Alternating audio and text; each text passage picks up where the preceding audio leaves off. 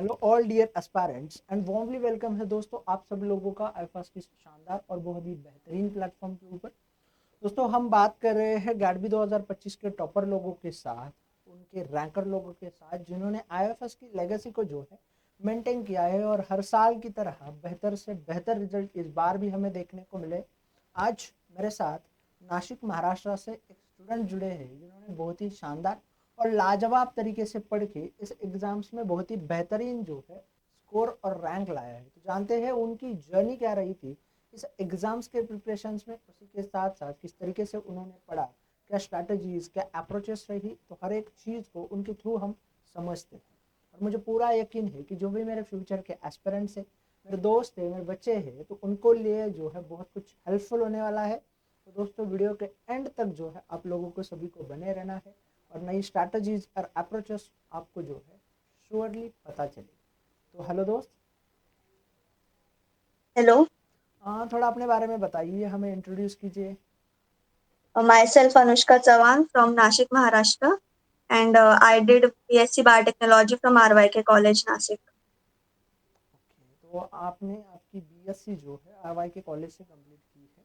हाँ, तो मुझे ये बताइए कि जब पहली बार तो आपको कब लगा कि इस गैडबी जैसी एग्जाम्स के लिए प्रिपरेशंस करना चाहिए।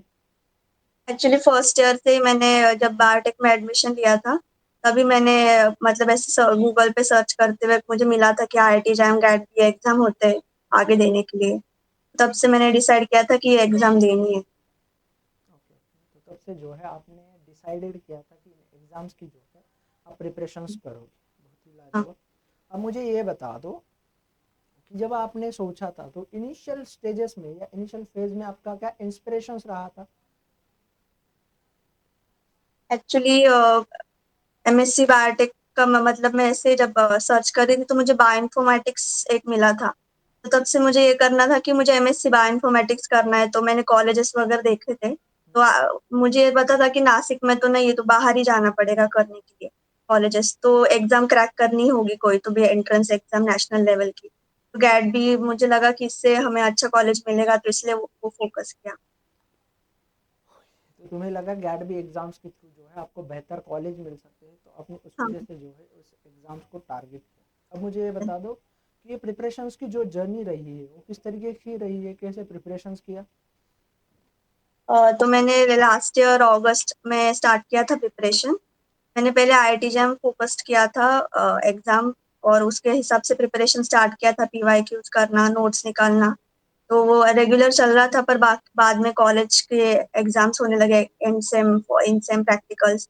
तो उसके वजह से रेगुलर नहीं हो पाई मेरी एंट्रेंस की पढ़ाई।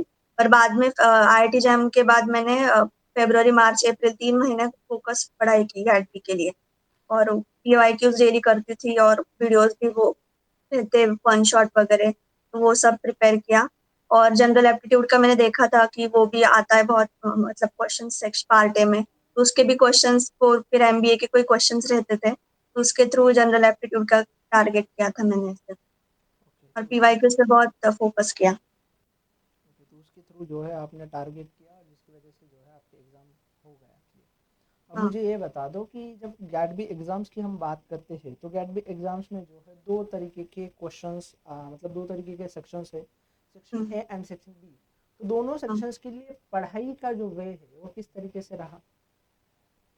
तो सेक्शन ए के लिए मैंने एनसीईआरटी भी मतलब देखा था, क्योंकि मेरे पास ट्वेल्थ के भी नोट्स थे एनसीईआरटी के, बायोलॉजी के। तो मैंने वो भी प्रेफर किए थे, क्योंकि मैंने जब पीवाईक्यू देखे थे तो बहुत हार्ड लेवल के क्वेश्चंस नहीं थे सेक्शन ए के। तो मतलब एनसीईआरटी से कोई कोई डायरेक्ट डायरेक्ट क्वेश्चन वैसे भी रहते थे, तो मैंने वही मेरे नोट्स थे वो प्रिपेयर किए सेक्शन ए के लिए।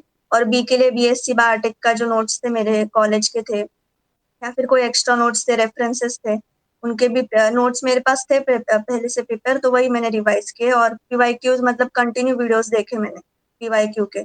और मैं ऐसे करती थी कि जब पीवाईक्यू चल रहे थे तो वो स्क्रीनशॉट निकाल के रखती थी क्वेश्चंस का। तो अगर उसमें कोई नया टॉपिक रहता था तो वो स्क्रीनशॉट पे मैं नोट करके रखती थी कि ये टॉपिक का है, सो आई मैं बाद में अगर जब स्क्रीनशॉट देखूँ तो मैं याद कर सकूँ, ऐसे याद आए मुझे वो, वैसे किया था मैं। मुझे ये बताओ कि जो डिफरेंट डिफरेंट सब्जेक्ट्स आते हैं तो उनके लिए कुछ अलग स्ट्रैटेजी अप्रोचेस यूज की थी या सभी सब्जेक्ट्स के लिए जो आपने सेम अप्रोच यूज की थी? अ, अ, मेरा एक्चुअली ऐसा था कि कोई जैसे न्यूमेरिकल टाइप के क्वेश्चंस तो गैट बी में ज़्यादा रहते नहीं थे, तो उसका टेंशन नहीं था। फिर बाद में माइक्रो बायोकेमिस्ट्री के मेरे पास नोट्स बहुत अच्छे से मतलब प्रिपेयर थे, तो वो मेरा स्ट्रॉन्ग पॉइंट था कि बायोकेमिस्ट्री के है मेरे पास, और सबसे ज़्यादा क्वेश्चन बायोकेमिस्ट्री के ऐसे आते हैं, वेटेज ज़्यादा है। तो बायोकेमिस्ट्री का मैंने प्रिफर पहले मतलब पढ़ाई स्टार्ट कर दी थी, और उसका अच्छे से हो गया था मेरा पीवाईक्यूज वगैरह। और मॉल भी मेरा स्ट्रॉन्ग था, सेल बायो, माइक्रो, मतलब हर जनरल एप्टीट्यूड, फिजिक्स केमिस्ट्री छोड़ के ना मतलब काफी हद तक बाकी स्ट्रॉन्ग ही थे, मतलब नोट्स थे तो। अब मुझे ये बता दो कि अ, जो आपके एग्जाम हॉल में 100 में से 60 सवाल ढूंढना होता है पार्ट बी में या सेक्शन बी हम जिसको कहते हैं, तो वो आपकी हाँ, अप्रोच क्या रही थी उन 60 सवालों को ढूंढने की? तो पहले मैंने गो थ्रू किया था पूरे क्वेश्चन से, जो मुझे डायरेक्ट आ रहे थे कि मैं 100% श्योर थी यही उसका आंसर है, तो वो मैंने चूज कर लिया था उसका ऑप्शन। तो मैंने ऐसे एक बार गो थ्रू किया, फिर सेकेंड टाइम फिर से आई मतलब वही 100 क्वेश्चंस में, तो मैंने फिर से देखा कि कौन से कर सकती हूँ, कौन से सॉल्विंग है, कुछ याद आ रहा होगा, तो ऐसे ऐसे किया था मैंने 2-3 बार। और फिर बाद में लास्ट में सबमिट करने से पहले भी 2-3 बार मैंने फिर से चेक किया था कि कोई नेगेटिव नहीं हो रहा है ना, 100% श्योर होना, ऐसे वही किए फिर मैंने फिर। ओके, अब मैं आपसे और एक सवाल पूछना चाहूँगा। हाँ, जो भी फ्यूचर एस्पिरेंट्स हैं, मेरे दोस्त हैं, जूनियर्स लोग हैं, तो उनके लिए क्या सलाह देना चाहोगे?